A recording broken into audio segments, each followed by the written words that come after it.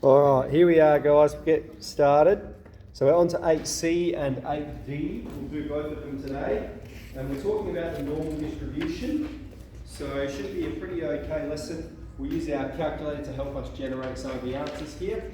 So hopefully we've seen a bit of normal distribution before, definitely year 11, even prior to that. So what we need to know is lots of things that we measure are normally distributed, right? Height, weight, head circumference, distance from your wrist to your elbow, whatever it is, it all follows a normal distribution, which is to say, most of the results occur about the mean, right? There's an average, and most of the results occur close to the mean. And then the further away from the mean you get, the lower the probability of that particular characteristic occurring. So we've got here, you can see the spread of the data, the mean and the standard deviation is the measure of spread which we use. Now we're going to get straight into the example question, and we're told X is normally distributed, and this is one way we can express a normal distribution mathematically. This is our mean, and this is our standard deviation of 5. So if I'm going to draw that distribution, okay, right in the middle, I have the mean, which is 30, and then I'm going up and down by gradations of 5. That's my standard deviation. So here we'll have 35, here we have 40, 45, and we keep going, and then the same back down the other way. 25, 20, 15, and we can, the probabilities always remain the same for a normal distribution, right? A normal distribution occurs such that 34.13% of the data occurs between the mean and the mean plus 1 standard deviation. Okay? Then we have 13.59, etc. Alright, so you can fill in according to the diagram you've got there. Now let's answer some of the questions we've got here. We won't always need to use our calculator, sometimes we will. Part A says, find the probability that X lies between 30 and 35. So this one we can get straight from our diagram, right? It's saying, what's the probability that this random variable, we're not even given the context for it, it doesn't matter, we're just performing some raw mathematics here. What's the probability that this variable occurs between 30 and 35? 34.13%. Now I might talk about a couple of words you hear when we're told to perform probability calculations. You'll hear probability, you'll hear proportion, and you'll hear percentage. So just as technicalities, we tend not to, we don't really penalise, but just so you're aware, probability and proportion mean a number between 0 to 1. Okay, that's what a probability is, and percentage means it's a number between 0 and 100, inclusive of those. Now, what have I written here? We haven't expressed anything, just says find P of 30 being less than X less than 35. Now, I'll point out here as well, remember there's no significant difference when we're talking about continuous intervals for less than or equal to and less than, so it makes no difference whatsoever. Now this here is probability. Find the probability of this event occurring. So that means we need to express this percentage as a decimal. So the correct answer is 0.3413 to be technically correct.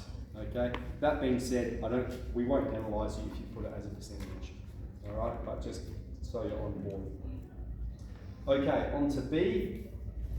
It says find the probability of X being less than 22. All right, so what that means is, if here's our distribution, 22 is here, and it doesn't correspond with one of the intervals, so that means we have to use our calculator to perform this calculation, right? It's asking us to find this area under the curve, under the normal curve. And so this is the calculator instructions. I've probably listed them there for you. No? So what we'll do, we'll go to our main menu, we go to statistics, distribution, normal, and NCD. Okay, and so the syntax we're required to put in is the lower, the upper, the standard deviation, and the mean.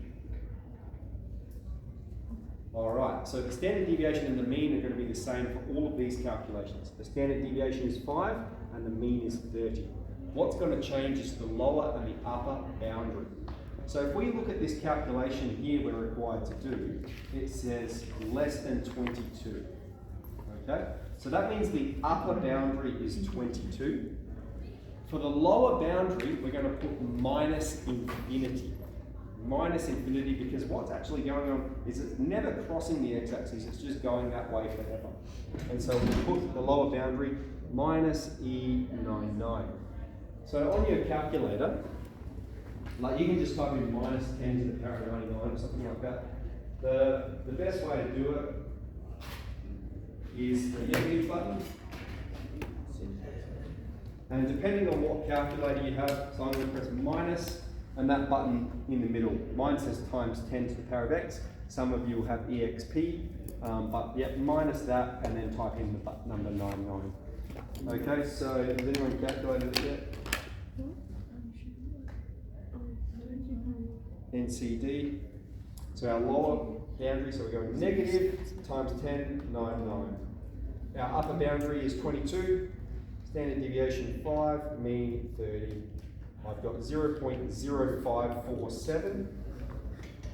Now, we always write out 4 figures, okay, from the first non-zero number. So I've got 0.05479, and then we round the 4th, right? So that's going to be 0.05489 rounds up. Okay? And get in the habit of doing that.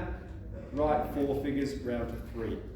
Now, if you've had an issue calculating that, that's okay. I'll come around and see check the calculator in a moment. So we've got lower, upper standard deviation here.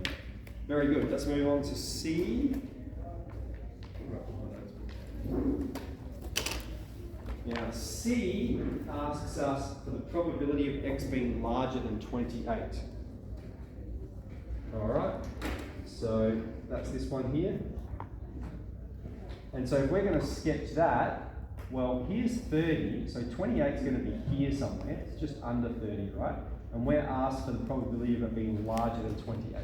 So I know, even before I perform this calculation right, that it's going to be larger than 50%. It's going to be larger than 0.5, because 0.5 is halfway, and this is just below halfway. I want me to do all that area, that's just below halfway. So, for this one, our lower boundary is going to be 28. Our upper boundary is not going to be negative infinity, positive infinity. So this time we'll just put times 10 to the power of 99. All right, we don't put the negative in front of it. We're going to the right forever. And then our standard deviation and our mean remain the same, 5 and 30. So lower boundary 28, upper boundary infinity, and 5 and 30. We've got 0.6554.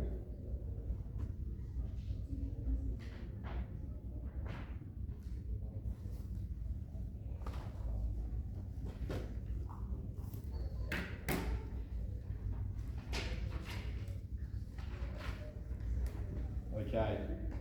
Now part D is saying find one, take away the probability you found in B, which was this one here,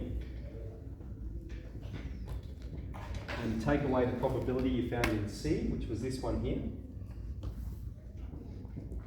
Okay, so if we perform that,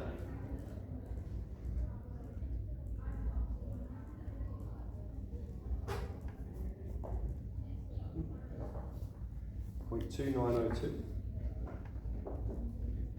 Okay, so I'm going to draw a distribution to demonstrate what the point this is making here. Here's the distribution. The total area under the curve is 1, right?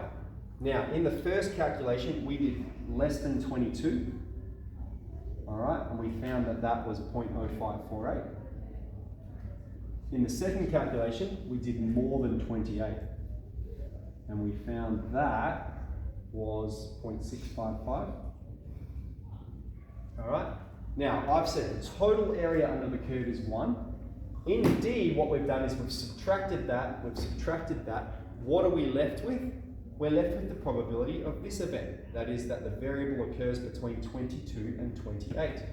All right, and it says, perform the normal distribution calculation to check your answer. Let's see if it's correct. So what we'll do then, we want to calculate what's the probability of an event occurring between 22 and 28. Our lower boundary, 22. Our upper boundary, 28. Standard deviation 5, mean 30. Let's evaluate that. And if we have, it should be exactly the same, there might be a rounding issue. Let's see. 22 to 28. I've got 0.2897.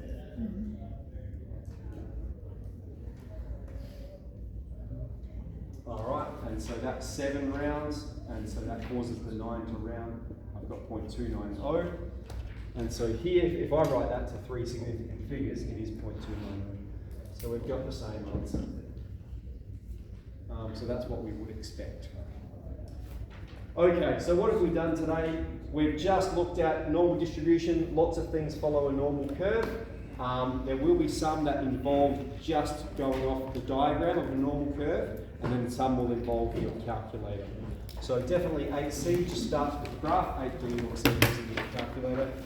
So I'll float around. Did anyone have any issues with the calculator then? They weren't able to bring it up?